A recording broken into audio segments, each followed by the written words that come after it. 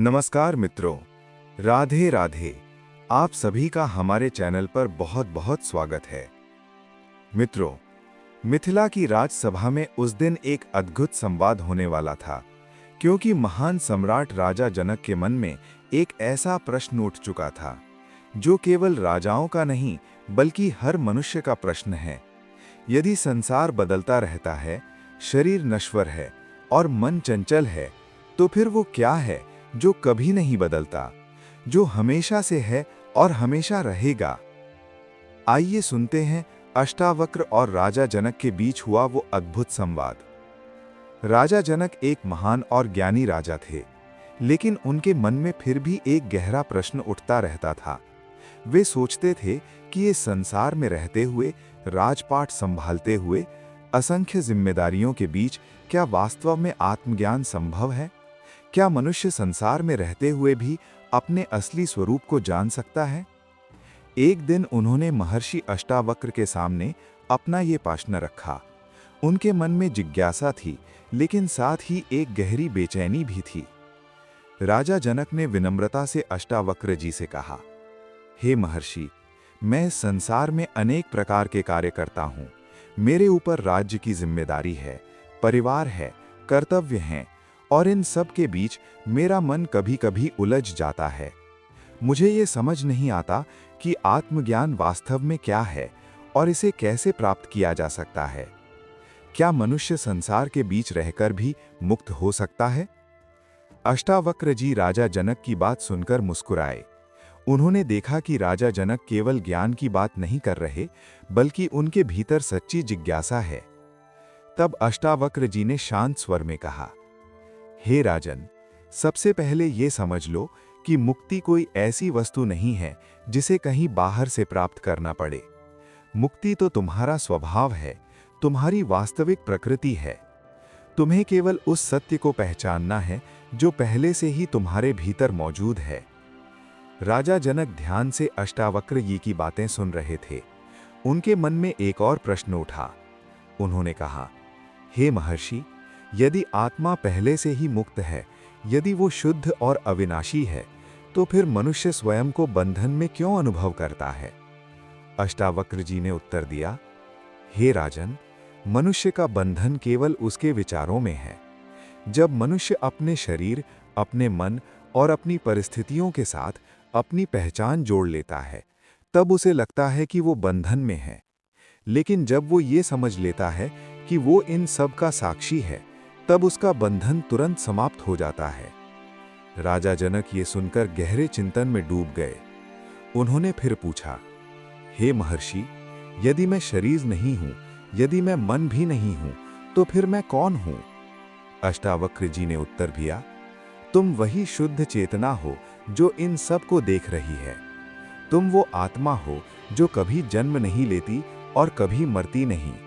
तुम्हारा शरीर बदलता है, तुम्हारे विचार बदलते हैं, तुम्हारे अनुभव बदलते हैं, लेकिन तुम जो इन सब को देख रहे हो वो कभी नहीं बदलता। वही तुम्हारा वास्तविक स्वरूप है। राजा जनक के मन में जैसे एक प्रकाश फैलने लगा। उन्होंने महसूस किया कि अब तक वे स्वयं को केवल एक राजा, एक शरीर और एक व्यक्तित्व के रूप में देख रहे थे, लेकिन अष्टावक्र जी उन्हें ये दिखा रहे थे कि उनका वास्तविक स्वरूप उससे कहीं अधिक विशाल है।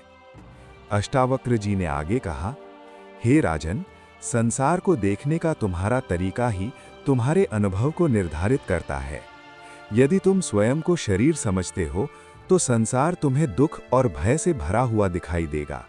लेकिन यदि तुम अपने आप को शुद्ध आत्मा के रूप में पहचान लेते हो, तो तुम्हें समझ आएगा कि संसार केवल एक खेल है, एक लीला है। राजा जनक अब पूरी तरह ध्यान में डूब चुके थे। उनके भीतर एक नई समझ जन्म ले रही थी। उन्होंने अनुभव किया कि वास्तव में उनका असली स्वरूप वो नहीं है जो उन्होंने अब तक समझा था। राजा जनक अष्टावक्र जी की बातें सुनकर कुछ देर तक मौन बैठे रहे, मानो उनके भीतर कोई गहरी लहर उठ रही हो, क्योंकि जो सत्य वे अभी सुन रहे थे वो उनके जीवन के अब तक के अनुभवों से बिल्कुल अलग था। कुछ समय बाद उन्होंने धीरे से कहा, हे महर्षि, आपकी वाणी मेरे हृदय को स्पर्श कर रही है, लेकिन फिर भी मेरे मन में एक प्रश्न उठ रहा है। यदि आत्मा वास्तव में शुद्ध, मुक्त और अविनाशी है, तो फिर मनुष्य इस संसार में इतना दुख क्यों अनुभव करता है? मनुष्य भय, चिंता, मोह और असंतोष में क्यों जीता है? अष्टावक्र जी ने राजा जनक की ओर देखा और अत्यंत शांत स्वर में कहा, हे राजन, दुख का कारण संसार नहीं है। दुख का कारण मनुष्य की गलत पहचान है। जब मनुष्य अपने आप को शरीर समझता है तो उसे मृत्यु का भय सताता है। जब वो अपने आप को मन समझता है तो उसे विचारों की अशांति परेशान करती है। जब वो अपने साथ परिस्थितियों को जोड़ लेता है तो वो हर घटना से प्रभावित हो जाता है। लेकिन जब मनुष्य ये समझ लेता है कि वो इन सब का साक्षी है, तब उसके जीवन का पूरा दृष्टिकोण बदल जाता है। राजा जनक ने पूछा, हे महर्षि, क्या ये संभव है कि मनुष्य संसार के बीच रहते हुए भी इस साक्षी भाव में स्थिर रह सके? क्योंकि मेरा जीवन तो राजकाज, निर्णय और अनेक जिम्मेदारियों से भरा हुआ है। अष्टावक्र जी ने मुस्कुराकर कहा, हे राजन, यही तो सबसे बड़ा भ्रम है कि आत्मज्ञान के लिए संसार को छोड़ना आवश्यक है। संसार को छोड़ने की आवश्यकता नहीं है, केवल अज्ञान को छोड़ने की आवश्यकता है। जिस क्षण मनुष्य अपने भीतर की चेतना को पहचान लेता है, उसी क्षण वो संसार में रहते हुए भी मुक्त हो जाता है। राजा जनक ये सुनकर और अधिक उत्सुक हो गए। उन्होंने कहा, यदि आत्मा वास्तव में मुक्त और अविनाशी है, तो क्या मुक्ति प्राप्त करने के लिए कोई साधना या प्रयास आवश्यक नहीं है? अष्टावक्र जी ने उत्तर दिया, हे राजन, प्रयास उस व्यक्ति के लिए आवश्यक होता है जो स्वयं को सीमित मानता है। लेकिन जब कोई ये समझ लेता है कि उसका वास्तविक स्वरूप पहले से ही पूर्ण है, तब प्रयास की आवश्यकता समाप्त हो जाती है। ये ठीक वैसा ही है जैसे कोई व्यक्ति अपने ही घर में खजाना भूल जाए और उसे बाहर खोजने लगे। जब उसे याद आ जाता है कि खजाना तो उसके घर में ही है, तब उसकी खोज तुरंत समाप्त हो जाती है। उसी प्रकार आत्मज्ञान कोई नई चीज नहीं है, बल्कि अपने वास्तविक स्वरूप की पहचान है। राजा जनक अब पूरी तरह ध्यान से सुन रहे थे। उनके भीतर जैसे कोई गहरी समझ धीरे धीरे स्पष्ट हो रही थी। उन्होंने फिर पूछा, हे महर्षि, यदि मैं वास्तव में आत्मा हूं, तो क्या मुझे जीवन की घटनाओं से बिल्कुल भी प्रभावित नहीं होना चाहिए? अष्टावक्र जी ने उत्तर दिया, हे राजन, जीवन की घटनाएं आती रहेंगी जैसे समुद्र में लहरें उठती रहती हैं, लेकिन सागर अपनी गहराई में हमेशा शांत रहता है। उसी प्रकार जब मनुष्य अपने वास्तविक स्वरूप को पहचान लेता है, तब वो बाहरी घटनाओं को देखता तो है, लेकिन उनसे भीतर से प्रभावित नहीं होता। राजा जनक के हृदय में ये बात गहराई से उतरने लगी। उन्होंने अनुभव किया कि उनका मन धीरे धीरे शांत हो रहा है। अष्टावक्र जी ने आगे कहा, हे राजन, ये संसार एक स्वप्न के समान है। जब मनुष्य स्वप्न देखता है तो उसे लगता है कि सब कुछ वास्तविक है, लेकिन जब वो जागता है तब उसे समझ आता है कि वो केवल एक स्वप्न था। उसी प्रकार आत्मज्ञान वो जागरण है जिसमें मनुष्य समझता है कि संसार के अनुभव क्षणिक हैं, लेकिन आत्मा शाश्वत है। राजा जनक अब जैसे किसी गहरी शांति में डूब चुके थे। उन्होंने अष्टावक्र जी के चरणों में झुकते हुए कहा, हे महर्षि, आज आपकी वाणी ने मेरे हृदय के अंधकार को दूर कर दिया है। अब मुझे समझ में आने लगा है कि मेरा वास्तविक स्वरूप वो नहीं है जिसे मैं अब तक समझता आया हूँ। मैं वो शुद्ध चेतना हूँ जो हर अनुभव की साक्षी है।